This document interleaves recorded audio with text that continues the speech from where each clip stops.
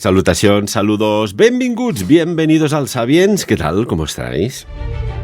Atención, que no es una pregunta lo que os hago, es una afirmación. ¿Cómo estáis?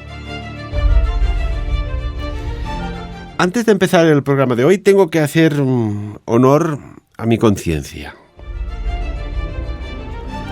Y os lo explico. Este sábado pasado hice un taller para despertar los dones de sanación. Y qué grupo más maravilloso, qué estilo, qué saber, qué conexión, lo que tenían adentro y tenía que aflorar fuera. Y además, creo que no lo he visto jamás, o casi jamás. Y he visto la conexión de una abuela de nombre Encarnación con su nieta de nombre Judith, de tal manera que alucinamos. Y digo esto porque es que cuando hablaba la abuela Encarnación, la nieta le saltaban las lágrimas. No lo he visto jamás. Y aparte, bueno, pues cuando tienes el don de sanar, solo falta que Ferran Prat te haga la chispita, que ya se manifiesta y se abre todos los canales. Y qué nivelazo. Fue un momento muy emotivo, cada momento que vivíamos, ¿eh? Yo os felicito si me estáis escuchando, porque menudo grupo, menuda energía. Y se nota cuando tienes un propósito de vida. Dicho esto, vamos a saludar, que ya lo tenemos aquí en nuestros estudios, al químico, que no es lo mismo que alquimia, al químico / informático, Xavi Cerro. Xavi, ¿qué tal? Bienvenido. Buenos días. Oye, pues ahora que lo dices, quizás la alquimia, si hubiera podido convertir el plomo en oro, como todos querían con la piedra filosofal, hubiera sido un puntazo. Bueno, yo estoy convencido que ese convertir el plomo en oro era en sentido figurado, porque si querían convertir el plomo en oro, oye, te vas donde estaba el oro y los cavas y se acabó, ¿no? Pero hay mucho misticismo, mucho esoterismo, mucha alquimia, nunca mejor dicho, de esos señores, esos hombres y mujeres que estaban en sus laboratorios buscando, pues no sé, pócimas antiguas, nuevos descubrimientos. Y claro, cuando te dicen convertir el plomo en oro, pues sabemos que es imposible. Pero, ¿y si se trataba de otra cosa? Técnicamente no. O sea, bueno, para quien no lo sepa, el tema del plomo en oro es porque en la tabla periódica, si lo buscáis, solo les diferencia una casilla. Una casilla que es un protón. Es decir, si tuviéramos la capacidad de ponerle al plomo un protón, tenemos oro. Y fijaros, dos metales, ¿no?, que están tan próximos uno del otro, con propiedades tan diferentes y sobre todo con un valor para la sociedad tan y tan diferente, ¿no?, como es el plomo y es el oro, ¿no? Es decir, que tampoco era decir aquí de convertir las peras en manzanas, ¿no?, o en plátanos. Es decir, son dos elementos de la tabla periódica que están muy próximos y quizás esos primeros alquímicos pues se preguntaban por qué, quizás sin saber todavía de las propiedades químicas, ¿no?, ni tener una tabla periódica, por qué tan similares y no podíamos transformar una cosa en la otra. Pero lo curioso es eso, ¿no? Es decir, que ese mito que ha pasado a lo largo de la historia de la alquimia habla de dos elementos de la tabla periódica que están uno al lado del otro y que les diferencia un protón. No hay nada más que les diferencie. Unos cuantos electrones, pero bueno, esos se dan y se quitan. Así que no hay problema.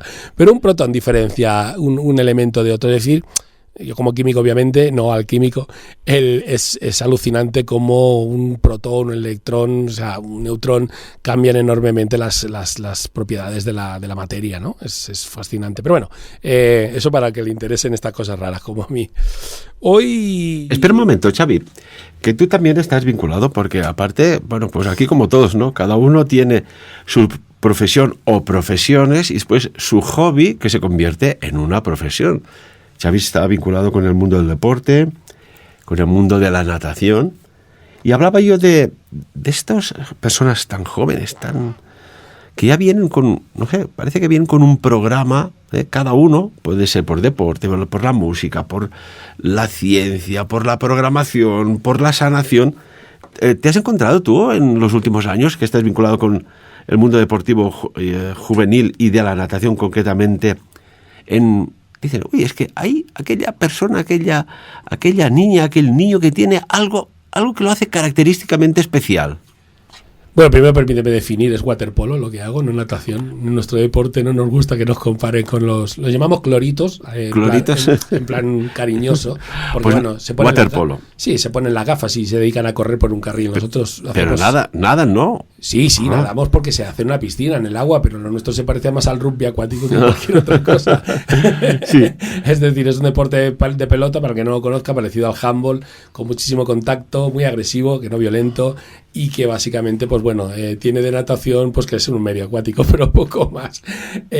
Bueno, originalmente el waterpolo, y ya os lo digo como anécdota, la palabra polo os sonará de esos señores que van a caballo con unos martillos dándole una bola. Bueno, pues es que originalmente este deporte, pues invitado en Inglaterra, los ingleses sí han tenido algo a lo largo de la historia, es que han sido muy hábiles creando deportes, se hacía montado en unos caballos que eran unos barriles con cabeza de caballo y se hacía en un río. Entonces consistía un poco con las mismas reglas del polo, de llevar la pelota un poco casi a cualquier coste, al otro extremo de la orilla. Pues el waterpolo en sus orígenes eran unos señores subidos en unos barriles con cabeza de caballo que iban con un balón intentando llevarla al otro lado. Es muy gracioso, lo podéis buscar en internet, y por eso el waterpolo tiene esta palabra polo, porque era el polo en el agua. Con caballos no, porque no se ahogaban, pero con barriles en forma de caballo sí. Así que bueno, pasada esta anécdota, sí, te puedo decir que bueno, he tenido la fortuna de llevar más de 13 o 14 años en contacto con el mundo juvenil, o sea, tenemos niños y niñas de entre 9 y 16 años, 17, que es cuando se marchan a estudiar fuera. Y sí, se nota enseguida cuando tienes aquel niño o aquella niña con unas capacidades especiales o con una disciplina. Son muy transparentes los niños, al menos yo creo que todo el mundo que se dedica a la educación, todos los profesores y educadores, un saludo desde aquí, estarán de acuerdo conmigo de que si una cosa tienen los niños es que exudan su personalidad, es decir, tienen una imperiosa necesidad de demostrar quiénes son, y a diferencia de los adultos y yo siempre lo comparo, ¿no?, con un poco con nuestros tabús. Nacemos desnudos, nos vestimos y nos pasamos el resto de la vida intentando vernos desnudos otra vez.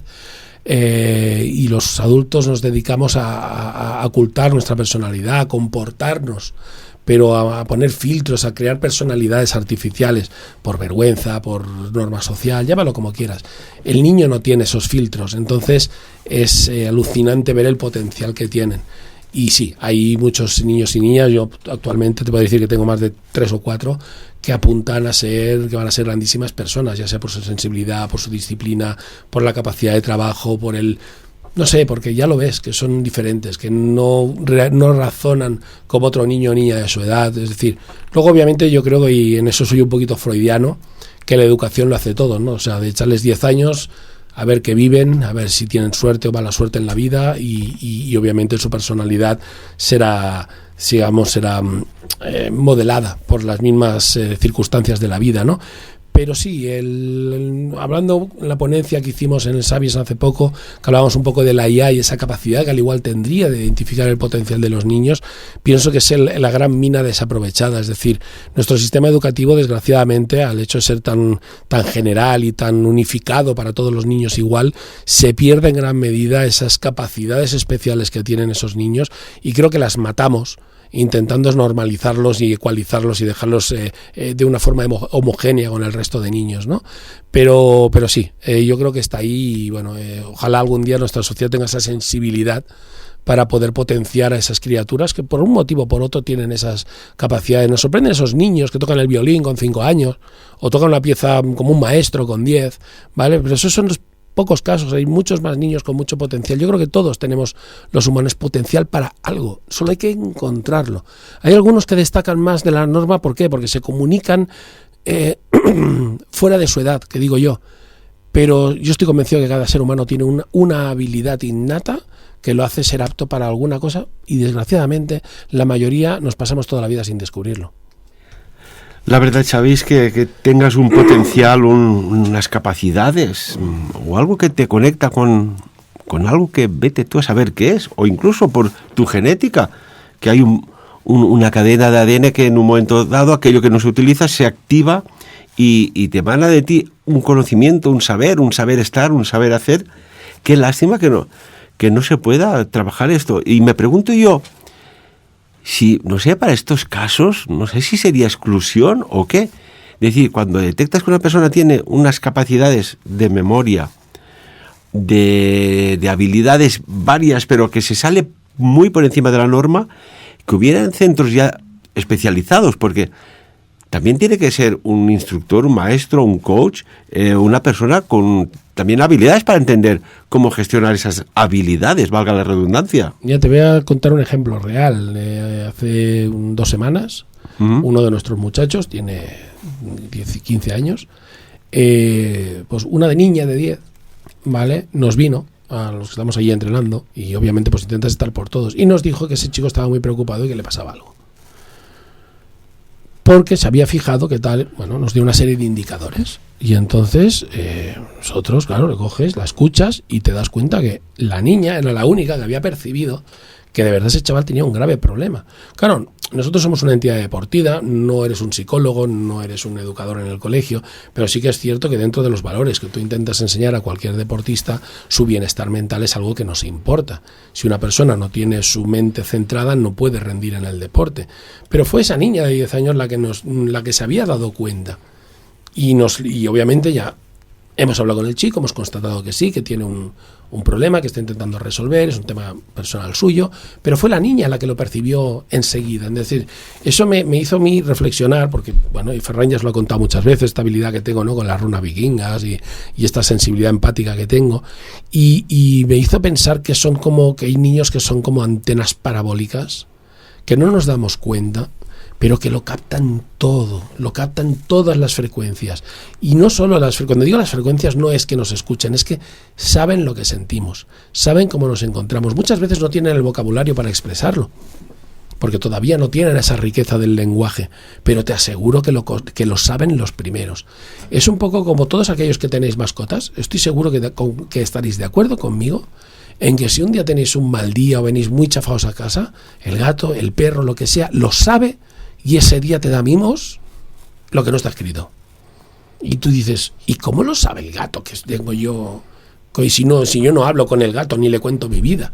O al perro. Y sin embargo el animal lo capta, ¿no? Pues esos sentidos primarios de quizás empatía, los niños los conservan hasta que nosotros, desgraciadamente, se los vamos a ellos y a todos nos ha pasado, ¿no?, que te los van limando, te los van capando, ¿no? Quizás luego cuando te das cuenta que tenías un exceso, como al igual me ha pasado a mí, y quieres volver a trabajar en ello, haces un esfuerzo a lo largo de 20 o 30 años para recuperar esa habilidad, que es lo que yo he hecho con esta habilidad que Fran ya os ha contado que tengo, ¿no? Pero me pasó 30 años para intentar recuperarla. Cuando me di cuenta que la tenía, probablemente la tenía mucho antes, pero la mismo tipo de enseñanza, educación que recibimos, te la capa, ¿no? Entonces, lo que me dio a mí pensar, la conclusión que saco de todo eso, y ya contestando tu pregunta, es ya no si hacen falta centros o si estos niños podrían ir o habría que guiarlos, es cuántas grandes personas nos hemos perdido por el camino, por culpa de no potenciar esas habilidades tan humanas. Es decir, el chamán de una tribu, antiguamente, el médico, el guía espiritual de las sociedades humanas, no era un tío con poderes que volaba o tiraba rayos por los ojos. Era el más humano y el más empático de toda la tribu. Era el que podía ponerse en el papel de todos y cada uno de los habitantes de su tribu y comprenderlos para poder darles un consejo válido. Esa lectura no es mía, es lo que se explica de lo que hace un tirador de runas, es decir, era el papel del chamán, ¿no? Por lo tanto, esas habilidades que ahora nosotros coartamos con la enseñanza que reciben los niños eran las que formaban a esas personas. Y yo os hago una pregunta, ¿sería el mundo mejor con muchas personas así o es mejor que no haya ninguna? No sé, cada uno que conteste su pregunta. Yo tengo claro que contra más gente que tuviese esa habilidad humana, esa capacidad empática para con los demás, el mundo sería mejor, porque cuando las cosas van mal, cuando estás hecho polvo, basta que alguien venga y te tienda una mano. No te soluciona el problema, pero no estás solo. Y eso ya ayuda. Hay mucha gente, pues obviamente, que tendrá a Dios o a su Dios o su religión para ello, pero una persona, una mano amiga, pues está aquí, es tangible y quizás ayuda tanto o más. Síguenos hablando un momento, que al hablar de la mano te voy a enseñar, amigos y amigas, os lo vais a perder, pero os lo explicaremos. Ya que hablamos de mano amiga, voy a buscar mi mano, lo que le pasa antes de la sanación, y es muy interesante. Pero volviendo a este tema, ¿no?, jóvenes, incluso de mayores, yo veo a personas de avanzada edad, o mejor dicho, de juventud acumulada, que dicen, caray, si se me hubiese despertado esto antes, Y claro, yo recuerdo que en aquellos tiempos, esto estaba mal visto. Y fíjate ahora tienen que recuperar algo que tenían, que ya venía con ellos y que solo faltaba la chispita para que empezaran a tener unos dotes que puede ser de clarividencia, precognición, de sanación, o intuiciones avanzadas, o ver otros campos visuales, o acceder a los campos mórficos. Xavi. Bueno, con la edad viene la autocrítica, ¿no? Y el conocimiento. Hablando de niños, por cierto, ya que me has sacado tú el tema, ayer salió una noticia, ¿vale? De estas esperanzadoras, ¿vale? Donde la Federal Trade Commission, es la FTC, este es un organismo norteamericano que básicamente lo que hace es controlar, regular, más bien, todo el comercio mundial. Y digo mundial porque regula el de Estados Unidos, pero regular el de Estados Unidos, por ende, es prácticamente regular el del mundo entero, ¿no? Porque determina cómo se deben vender los productos, qué se puede importar, qué no, cómo, etcétera, etcétera, ¿vale? Bien, pues la noticia, y como decía, es de optimismo. ¿Por qué? Porque ya han sacado un paper, o sea, un comunicado, donde van a cambiar su modo de regulación de Internet. O sea, Internet, todo lo que es la red, ellos lo contemplan como un producto. Un producto que se vende, porque obviamente las operadoras cobran por acceder a él, y donde existen muchísimos servicios de todo tipo, muchos de ellos obviamente de pago. Bien, pues tienen previsto contratar un psicólogo infantil, y en un futuro bastantes más, porque se han dado cuenta de que no tienen ni idea de cómo afecta este producto cuando acceden los niños. Recordad que todas la FTC y todos los gobiernos que se precien, por ejemplo, si hablamos de juguetes, ¿vale? Todos los juguetes están totalmente, digamos, controlados y supervisados, es decir, no pueden contener plomo, no pueden ser tóxicos, no pueden contener piezas pequeñas cuando es para niños pequeños porque se puedan tragar, etcétera, etcétera. Entonces existe toda una regulación enorme con todos aquellos productos destinados a la infancia, ¿vale? Y sabéis que lo busquéis en internet, se han retirado muchísimos juguetes y productos por no ser aptos para la utilización por parte de niños.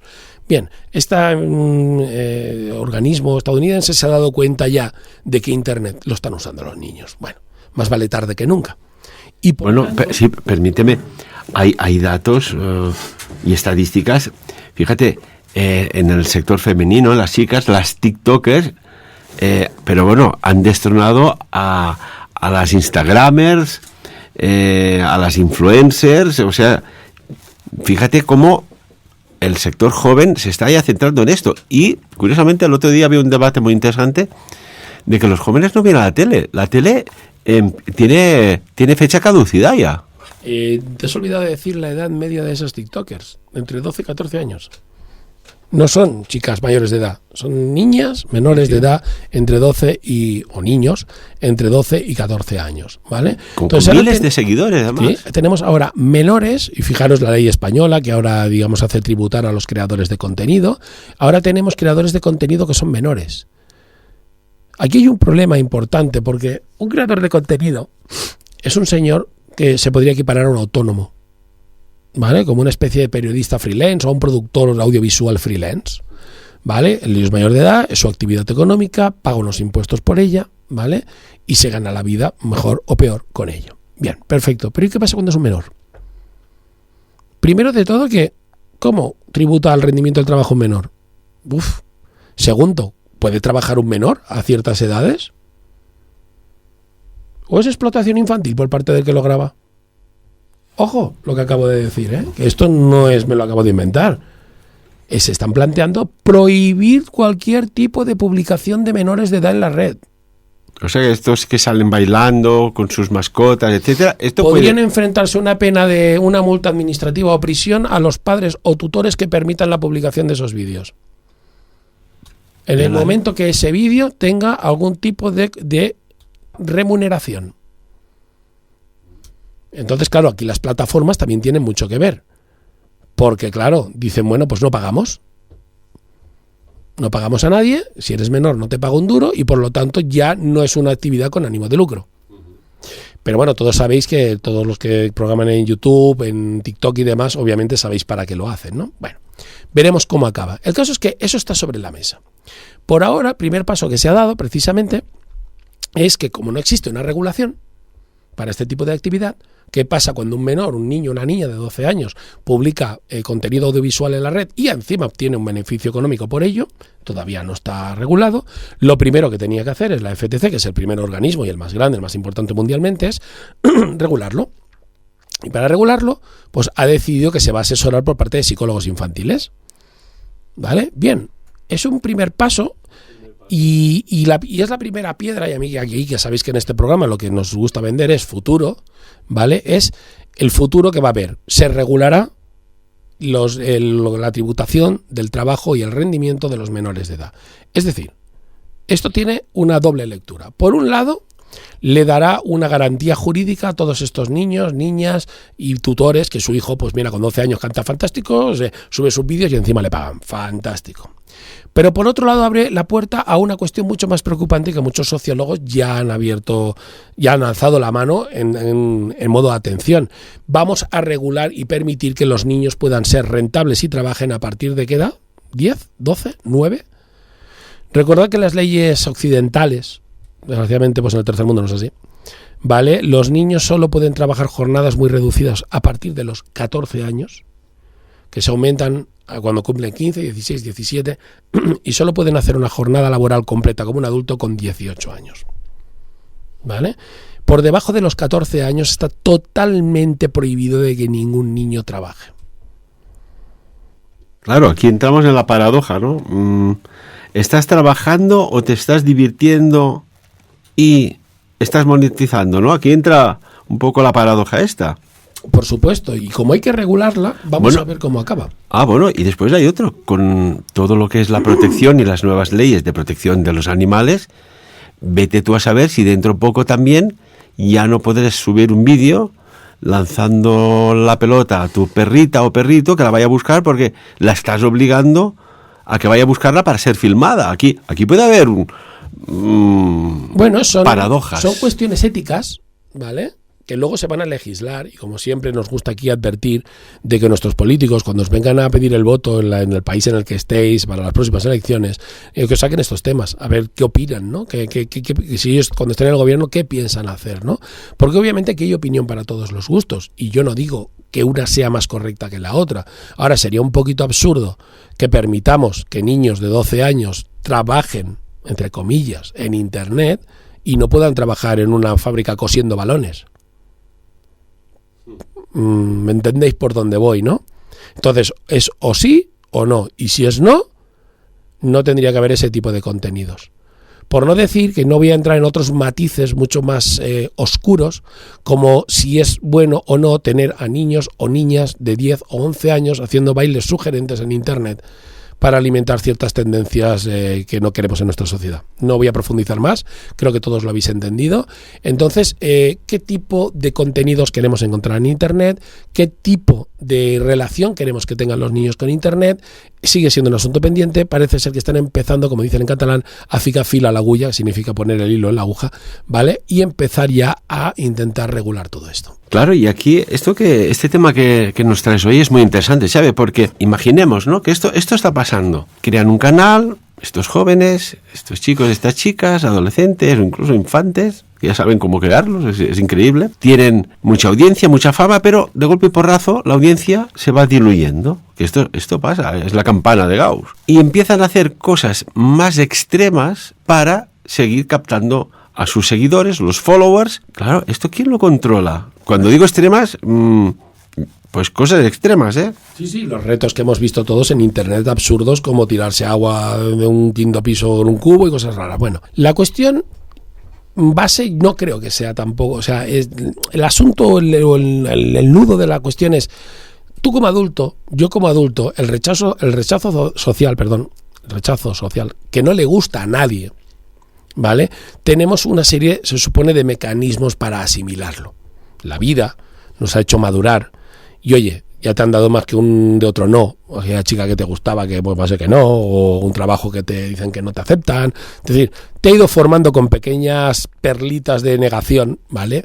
Y obviamente pues el rechazo social es otra más, ¿vale? Por lo tanto, aunque a nadie le gusta, pues digamos que no te vas a tirar de un puente ni te vas a de repente pintar de azul, decir que eres ese Avatar y salir por ahí a corretear a hacer el mono, sino que lo asumirás. ¿Qué pasa eso en la mente de un puber o de un niño que no tiene todavía una personalidad formada?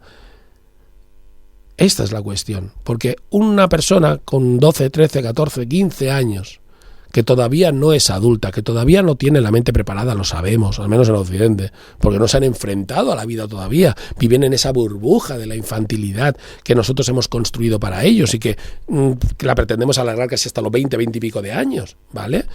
Cuando de repente se da de bruces con la realidad de lo que es Internet y la creación de contenidos, donde tú eres viral y estás trending topic una semana y al cabo de un mes nadie se acuerda de ti, ya no saben nadie ni quién eres, ¿vale? Obviamente eso no tiene el mismo efecto en un adulto. Un adulto pues es, mira, como aquella vez que llegaste y triunfaste y lo abordaste, haciendo lo que sea, y te acuerdas con cariño y dices, oh, qué bien me salió aquella vez. Y ya lo guardas como diciendo, sé que no era normal, ¿no?, que me saliera tan bien. Pero en un niño quizás crea una necesidad, crea una dependencia psicológica de ese reconocimiento, de ese estatus de persona célebre, con el cual luego no se pueden enfrentar cuando lo pierden. Y eso lo único que crea son adultos traumatizados, con muchos problemas y muchas, digamos, problemas de adaptación social. Y todo porque nosotros permitimos, los adultos, que el niño jugara con una herramienta de adultos. Yo siempre he dicho que Internet es una herramienta. De hecho, en los que sois seguidores, incluso en los congresos de Sabiens de Fernández, de mis primeras ponencias, comparé Internet, la robótica, la IA, con un destornillador muy avanzado. Porque no deja de ser una herramienta, ¿vale? Es tecnología y la tecnología nos hace la vida más fácil, pero no la necesitamos para vivir. Si mañana no hay Internet, seguiréis vivos. Estaréis más tristes porque habéis perdido vuestras cuentas de Instagram, pero seguís vivos. No lo necesitáis para vivir. Para vivir necesitáis agua y comida. Nada más. Por lo tanto, como herramienta que es, nosotros hemos creado una herramienta muy compleja y estamos dejando que niños de 4, 5, 10, 12 años la manejen. Yo os haría una pregunta, ¿dejaríais un taladro o una radial en manos de un niño de 10 años? Porque tiene sus peligros. Internet también tiene sus peligros. Y Xavi, por ejemplo, estas mentes perversas, cuando ven pues canales de TikTok de estos niños y estas niñas con miles de seguidores y que cada vez salen pues más arregladitos, más pintaditos o más pintaditas y me está, claro, las mentes perversas se les está poniendo fácil cómo poder acceder y a través de argucias, engaños, hacer ver, no sé, me invento, que eres un gran productor de cine, que te interesa, ven a conocerme. Claro, esto es un peligro porque te estás exponiendo a un campo de minas, ¿no? Bueno, no quiero entrar en ese terreno tan pantanoso, vamos a entrar en algo menos grave, pero que sí sucede.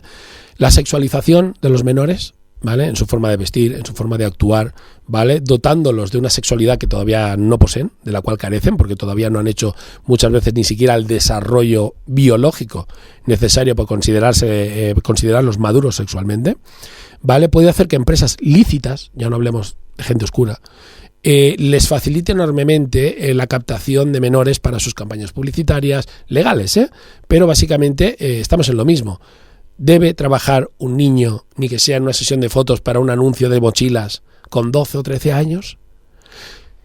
Es trabajo infantil. Aquí es la gran palabra es el trabajo infantil, ¿vale? El trabajo infantil tiene muchas lagunas, tiene muchos aspectos, éticamente cuestionables. Y obviamente toda esta, facilidad con la que los niños ahora se exponen y este hambre por la fama, por el reconocimiento, los pone en una situación muy vulnerable. Porque si yo a un adulto, por ejemplo a ti, Ferran, te ofrezco dinero para hacer algo que contraviene alguno de tus principios éticos, mucho dinero te tengo que ofrecer para que aquí ni siquiera igual te lo plantees. Pero un niño, ¿qué principios éticos tiene? Por lo tanto, casi cualquier cosa que se le ofrezca, si la pintas divertida, te va a aceptar. Esta es la cuestión. No tienen criterio. Por eso son menores de edad. Por eso legalmente no tienen ningún tipo de derecho. Y por eso les representamos los adultos, padres o tutores, porque no tienen criterio. Por lo tanto, como el niño no tiene criterio, y aquí también viene un poco la otra arista, Si el niño hace algo que es ilegal, ¿de quién es culpa? ¿Del niño o de quien lo tutela? Porque él no tiene criterio. ¿Entendéis? Nos metemos en un mundo donde la figura del niño o de la niña cada vez es más un producto mercantil, de imagen, de publicidad, ¿vale? No vamos a entrar en lo ilegal, ¿vale? Pero de forma legal, como imagen, como publicidad, como creación de contenidos, como producto. Pero ¿quién es el responsable de eso? Porque claro, el niño tampoco puede cobrar con 12 años en su cuenta bancaria. Claro, y ahora me haces pensar, Xavi, estamos hablando de TikTok, Instagram, los influencers, YouTube, etcétera, etcétera, pero claro, ¿hay alguna diferencia? Por ejemplo, nos teletransportamos al año 1977. Una película, El Exorcista, una niña tiene que hacer un papel de niña poseída, endemoniada. Si no recuerdo mal, era la protagonista de nombre Regan en la película. ¿Qué diferencia hay entre esa niña o, por ejemplo, el niño de la película Solo en Casa, menor de edad, que sales en las pantallas? ¿Hay alguna diferencia entre el cine, TikTok, Instagram, YouTube, etcétera, etcétera? No debería haberla porque es niños actuando, ¿vale? Es niños actuando. Lo que sí estoy segurísimo, ¿vale?, es de que el trato que se le da a un niño en un estudio de cine, ¿vale?, con un psicólogo infantil quizá por allí para ver cómo se encuentra, con una serie de garantías, digamos, para su salud y para que desarrolle su trabajo dentro de su estado. Es decir, no quiere que al niño se le fuerce a decir vas a estar hasta las 5 de la mañana repitiendo tomas. Eso se le puede decir al adulto, pero al niño se te quiere ir a dormir y se va. Yo estoy convencido que obviamente, porque si no se meten en un problema legal en el estudio, alucinante. La cuestión es de que, tú has dicho, es lo mismo, sí, el acto es el mismo, pero ¿qué regulación tiene todos estos vídeos amateur? ¿Qué principio siguen? Porque yo veo una cosa, tenemos, imaginaros, vídeo de lo más común que podemos encontrar en internet y no son gatos. 2 niñas, hermanas, por ejemplo, bailando, las niñas son más bailongas que los chicos, ¿vale? Y tenemos 2 niñas, de una de 10 y otra de 12, bailando allí un vídeo de alguna artista conocida. Alguien les está grabando, con el objetivo no solo de contentarlas, sobre todo si es un canal de éxito, de tener muchos followers. ¿Cuántas veces habrán repetido la toma? ¿Quién garantiza que esas niñas llevan 10 horas repitiendo la misma toma hasta que les salga bien? ¿Qué se les está enseñando con eso? Es decir, el trabajo infantil, sea hecho en casa o en una fábrica cosiendo balones, debe estar regulado. Y tenemos que evitar que los niños trabajen. De hecho, una de las grandes luchas de nuestro planeta es la lucha contra el trabajo infantil, ¿vale? E intentamos acabar con esos países asiáticos donde tienen a niños muy pequeños haciendo trabajos repetitivos y trabajando, básicamente. Porque la protección de la infancia es súper importante. La gran cuestión ética es, ¿estamos vulnerando la protección y el derecho a tener una infancia feliz a esos niños que realmente lo que están haciendo es trabajar? Porque están trabajando para crear un contenido lo más perfecto posible. Yo dudo mucho que todos estos vídeos que veis que tienen preparación, donde estos niños o niñas salen súper maquillados, con unas luces perfectas y demás, sea una toma la primera de estas casuales. No, la toma casual es del niño va corriendo el pasillo, le sale el gato, se asustan los dos, se caen al suelo y nos hacemos unas risas. Eso no está preparado. Y eso es un vídeo que dice, el niño ahí no está currando. Pero cuando sales a ver al niño o la niña bailando, siguiendo los pasos del artista de turno a la perfección o cantando, ¿cuántas veces lo ha tenido que repetir? ¿El niño se está trabajando? Primera pregunta que hay que contestar. Si la respuesta que consideramos es no, pues vaya, tira millas. Pero si la respuesta es sí, ¿quién regula eso?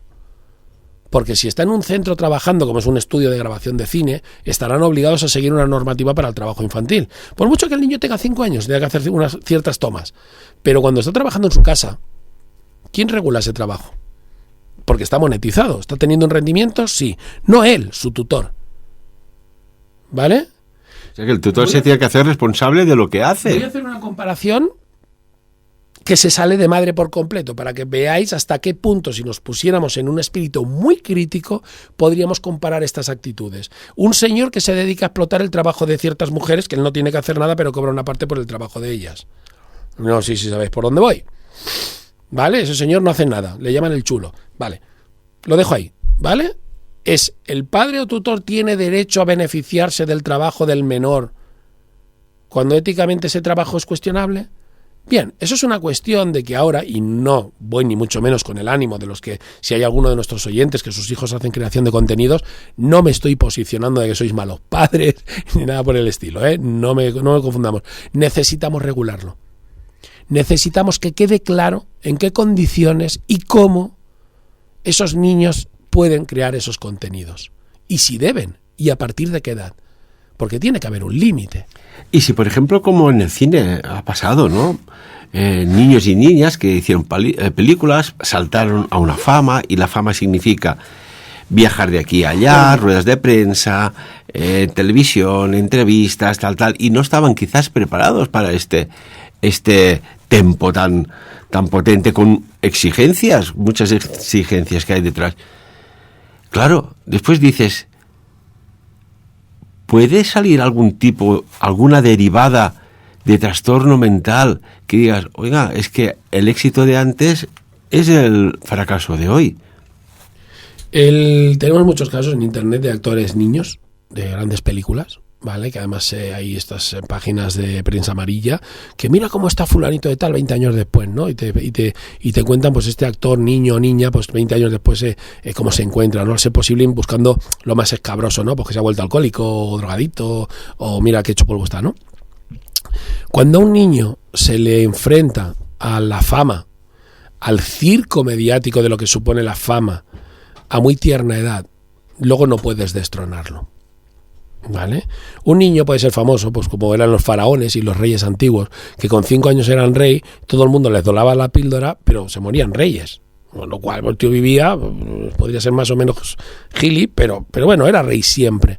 Ahora tú coges un niño, ¿vale? Que con 8 años triunfa en el cine y le vive el cuento hasta que se hace mayor de edad, que ya nadie le reconoce. ¿Cómo está la psique de ese niño?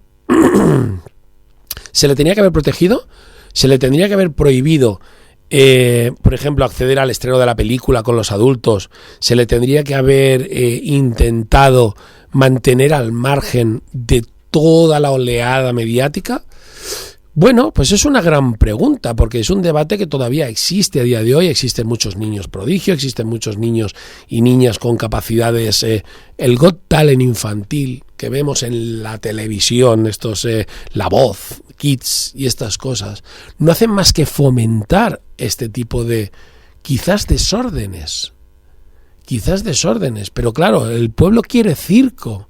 Y los niños son muy tiernos, y es muy, oh, qué mono, qué bien canta. Pero y al niño que no lo cogen, o al que le dicen no, porque en la tele nos ponen los God de Button, el que le dan el de oro, pase directo, el que les dicen que sí, pero ¿y los que no?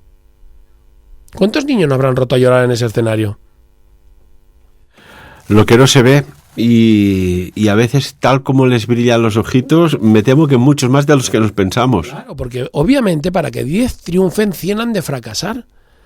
Que con tú te vayas con 10, 12 años, perdón, una habilidad que tú crees excepcional, te plantes allí en un escenario para que 4 adultos te digan que no vales un pedo y te vuelvas para casa. Encima te lo dicen riendo. Sí, no, lo siento mucho, gracias por intentarlo, adiós, jijijaja. Pero, ¿me entiendes? ¿Quién es el culpable de eso? ¿El niño o el adulto que le ha expuesto a eso? ¿Esperando obtener qué? Si tiene que ser cantante, que se espera a los 18 años y luego que haga con su vida lo que le dé la gana. Pero intentar que sea cantante con 10, te expones a que no lo sea nunca. Porque ese fracaso al igual le marca para toda la vida. Y se piensa que ya no vale nada. Porque tú no sabes. No podemos adivinar cómo va a interiorizar un niño una negativa o un fracaso. Tenemos niños que les dices que no y les da igual y te mandan a pasear.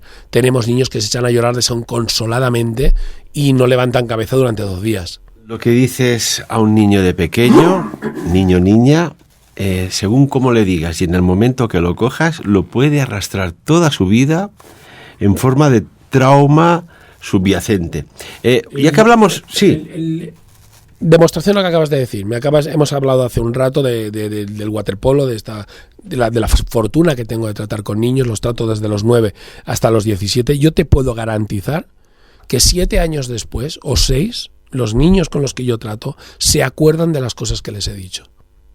se acuerden de lo que les he dicho. Sobre todo las niñas, tienen una memoria increíble. Si los ordenadores fueran como el cerebro de una mujer, te aseguro que tendrían el triple de memoria. Tienen una memoria increíble, se acuerdan exactamente de qué les dije y cómo se los dije. Los niños son grabadoras, tienen las mentes todavía muy vacías, tienen mucho espacio para grabar muchas cosas. Y se acuerdan, por lo tanto, yo ya desde hace muchos años sé que tengo una gran responsabilidad cuando un niño o una niña de mi club me cuenta algo, de a ver qué le digo y cómo se lo digo, porque como figura de autoridad apreciada que soy para ellos, esas palabras quedan grabadas a fuego en su mente, quedan grabadas a fuego. Entonces, obviamente, cuando tú tienes tus niños de tu club se genera un vínculo afectivo que hace que obviamente les tengas una atención. Cuando tú expones al niño a la opinión de unos terceros que no tiene ningún vínculo con él, puede ser muy destructivo. Yo os hago una pregunta. Cualquiera de vosotros, incluido yo, que cantamos como un gato que lo están atropellando, ¿vale? ¿Se subiría a un escenario a cantar, a exponerse a que me digan que le haga mal en las narices? Sí, ya lo sé yo, iros a tomar morcillas. No necesito exponerme a eso, porque me va a doler, y lo sé, y soy adulto. Imaginaros un niño. Bueno, Xavi, hace poco estuviste, igual que yo, arriba de un escenario delante de unas cuantos cientos de personas. Es mucha responsabilidad lo que dices, cómo lo dices, y después cómo está de receptor el público. Es un buen reto, ¿eh? Sí, no, la verdad que al principio lo tenía muy frío, conseguí calentarlo, ¿vale? Pero bueno, sabía que tenía la capacidad, que también es la diferencia. Y si no sale bien, pues mira, escucha, es una cosa que es en directo, no es ensayada, y tengo mis mecanismos para aceptarlo. No me hubiera gustado, pero os aseguro que me volvería a subir otro día para hacerlo mejor. Quizás si yo fuera un niño y fuera muy joven, no me vuelvo a subir a un escenario en mi vida, porque me dan terror, porque me generan una fobia. Así de claro, me genera una fobia. Entonces, esta cosa un poquito exagerada, ¿no? Es decir, es lo que tenemos que comprender. Es decir, cuando nosotros consumimos entretenimiento hecho por niños, porque es entretenimiento, a fin de cuentas, ¿vale? Pero cuando alguien nos entretiene, en el más puro estilo del teatro, nosotros nos permitimos juzgar al actor. Y tirarle flores y claveles o tirarle tomates y verduras, ¿vale? Recordad que son niños. Y en cualquier caso, tiremos flores y claveles, pero las verduras y los tomates nunca jamás. Al igual, mientras no regulen, o si algún día se llega a prohibir o regular el entretenimiento hecho por niños, como mínimo, sed conscientes que no se lo va a tomar igual un adulto que le digan, va, deja la guitarra que te vas a hacer daño, que decírselo a un niño que está empezando. ¿Vale? Como mínimo, los adultos que consumimos ese tipo de tal, y a nuestros hijos, que son menores y también consumen ese tipo de entretenimiento, ponerlos en su lugar. ¿A ti te gustaría que te denostasen y que te humillasen en público? Esas conductas que llamamos los troleos, ¿vale? No hay nada como poner a una persona en esa situación de vulnerabilidad del juicio de terceros como para que no lo vuelva a hacer nunca. Así que como mínimo saquemos esa enseñanza. ¿Cuántos fracasos personales han tenido tantas personas por no hacer algo pensando por el qué dirán? Por otro lado, yo creo que los fracasos, que tú ahora lo dices, es decir, son importantísimos para la vida. A mí las personas que solo han tenido éxitos me dan mucha pena. El que no se ha equivocado nunca me da muchísima pena y mucha lástima, porque no ha aprendido nada. Porque solo aprendemos a base de equivocarnos. Porque son los fracasos, precisamente, los que nos hacen superarnos. Porque son esas cosas que hacemos mal, los que nos salen como el culo, las que hacen que nos queramos superar o que queramos luchar contra esa discapacidad o esa baja habilidad que tenemos haciendo algo, ¿no? Y yo creo que eso es súper importante. Educar a los niños en eso también es muy importante. Pero no es lo mismo un profesor, tú decías, antes mencionabas la forma en la que se habla al niño. Cuando el niño hace algo mal, no es lo mismo decirle, no, ves, te has equivocado. Has empezado bien, pero aquí te has perdido, tal y cual, pim pam, mira, tenemos que mejorar esto o lo otro, constructivamente. Que decirle, eres un paquete, pero lo que hice, pero no tienes ni idea, olvídate. Cuando tú haces un juicio negativo constructivo, obviamente cualquier persona no se siente atacada de la misma manera que cuando haces un juicio negativo destructivo, que se le quitan las ganas ni de respirar. Esa capacidad que tenemos nosotros del lenguaje, de diciendo no ser positivos o negativos, es lo que tenemos que ejercer.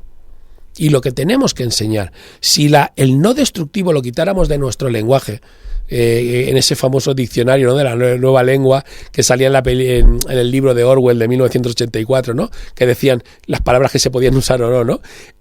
Si quitáramos el no destructivo, todo iría bastante mejor.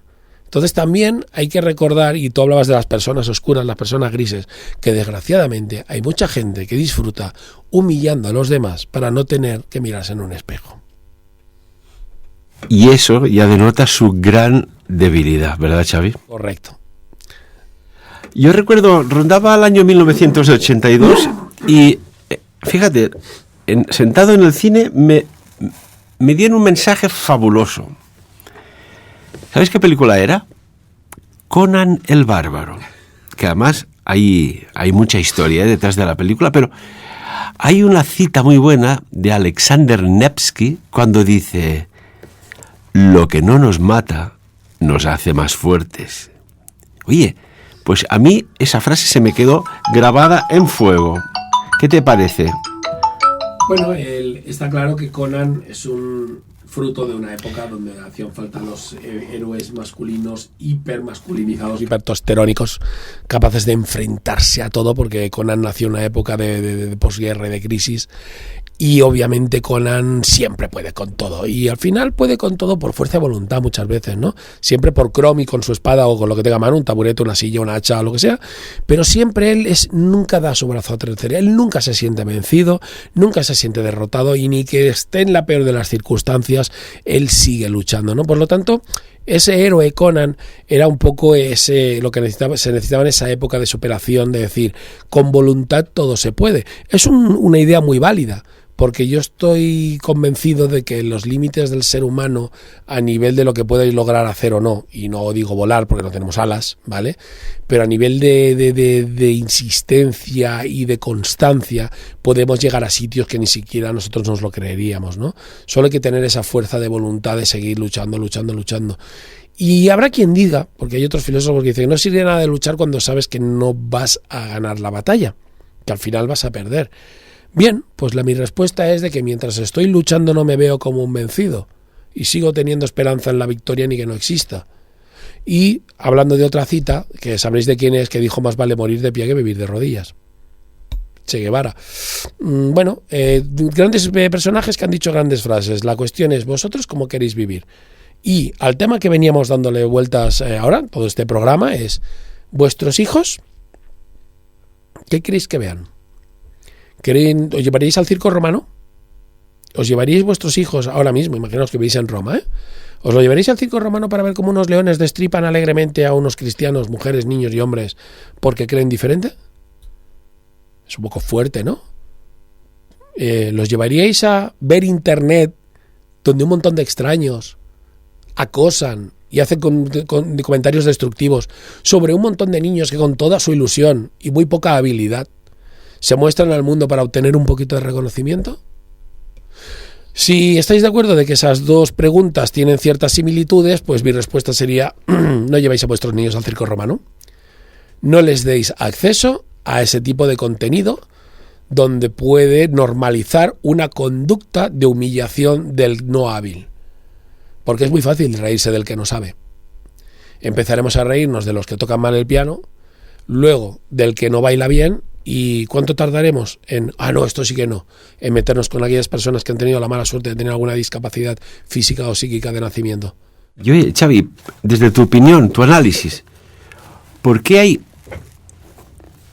personas, pero tendremos que poner personas en acotado, con los símbolos de acotación? ¿Por qué hay personas que se dedican a destruir a las demás, pues a pequeña escala, ya en el colegio, en el instituto, la universidad, en el ambiente laboral, en la geopolítica? Oye, ¿qué pasa aquí? ¿Es que acaso la mente reptiliana predomina sobre la mente humana o qué? Bueno, el ser humano tiene que tener todos el espectro de colores, es decir, no podemos ser todos buenos ni todos malos, tiene que haber de todo, como dicen, hay de todo en la viña del Señor, ¿no? Está claro que esas personas han existido y existirán siempre, porque cada persona, estaréis de acuerdo conmigo, tiene un grado de empatía social, de bien o de mal, intrínseco, llamarlo como queráis, ¿no? Hay niños que desde pequeños pues, son muy generosos y comparten, otros que son muy egoístas, ¿vale? Es un comportamiento totalmente humano, no es inherente a nuestra propia naturaleza. La cuestión es de que todas estas personas destructivas antes tenían que dar la cara, se les podía identificar. Si tenías un niño en el cole que hace bullying, pues es ese Paquito, es el chungo ese, ¿no? Si es un tío que va metiendo cizaña en un grupo de amigos, pues tiene que hablar con cada uno. Pero ahora les hemos dado el anonimato. Internet, los medios, les ha dado el anonimato. Y ahí han encontrado un paraíso. Claro, no darles el anonimato es que identifiquen todas y cada uno de los comentarios que hacemos en Internet y nos vinculen a una persona. Estamos dispuestos a pagar el precio de la pérdida de la libertad individual y que puedan controlar todo lo que decimos y hacemos en la red con nombre y apellidos para eliminar solamente a unas pocas manzanas podridas del cesto. Es otro gran debate ético que tenemos que tener ahí, es decir, esas personas tóxicas, esas personas destructivas que van nada más que con el afán de hacer daño, identificarlas conllevaría que tendrían la capacidad de identificar a todos y cada uno de nosotros y lo que hemos publicado, con lo cual digamos que el gran hermano tendría la capacidad de saber todo lo que hemos dicho a lo largo de nuestra vida en Internet y las ideas que hemos promovido. ¿Queremos eso? Es una pregunta complicada. Yo estoy, ya los pregunto, les pone Xavi, yo prefiero tener mi libertad, aunque hay algunos individuos por ahí que la ejerzan de forma inadecuada. Para eso están los moderadores, para eso están las IAs, que a partir de ahora, por cierto, todos estos comentarios negativos los eliminarán de forma automática. Una censura, sí. ¿Podrán eliminar algo que solo más que el destructivo? Sí, obviamente, pero ahí está. Hice no hace muchos meses un programa sobre Megan, esta inteligencia artificial que es creada en forma de niña para pues hacer compañía a una niña que había perdido sus padres en un accidente de coche. ¿Tú crees que podremos tener Megans, es decir, inteligencias artificiales que nos protejan a niveles, incluso que puedan agredir a alguien en frente a un atraco, una violación o una agresión del tipo que sea? ¿Esto puede darse? La interacción física no, ¿vale? Porque necesitaría de un cuerpo, de un robot y esas cosas. Pero me estás preguntando si en un futuro querremos tener un amigo hecho a medida, con nuestros mismos intereses, que será hecho tal como nosotros queramos para poder conversar con él siempre que queramos. ¿Dónde hay que comprarlo? Estoy seguro que la inmensa mayoría se lo compra. Un amigo virtual. Ojo, ¿qué se diferencia de aquellos amigos que solo hablo con ellos por WhatsApp o por llamada de teléfono? Si además podrá tener cara y podrá hacerle una videollamada, porque la IA podrá ponerle cara a la que yo quiera. Será mi amigo del alma, pero será ficticio. Como os he dicho en otros programas. Ficticio o no, porque si hasta, mira la Rumla esta, la aspiradora, llevado a la máxima potencia, habrá un mayordomo o mayordoma o un asistente en casa que en lugar de levantarte, por ejemplo, del sofá para buscarte, no sé, pues una magdalena o una cerveza o lo que sea, ya te lo hará él. Rectifico, no ficticio, no orgánico.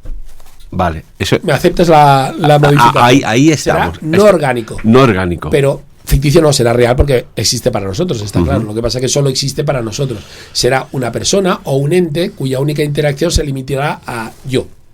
Cuando yo deje de existir, ese ente también, porque solo interacciona conmigo. Pero sí, existirá porque yo lo percibo y lo que yo percibo es real, ¿no? Pero será no orgánico. Y entonces nuestro asistente del teléfono, ese Cortana, ese Siri que tenemos en el teléfono, será mucho más. Será nuestro amigo, nuestro confesor, le pediremos consejo, nos contestará.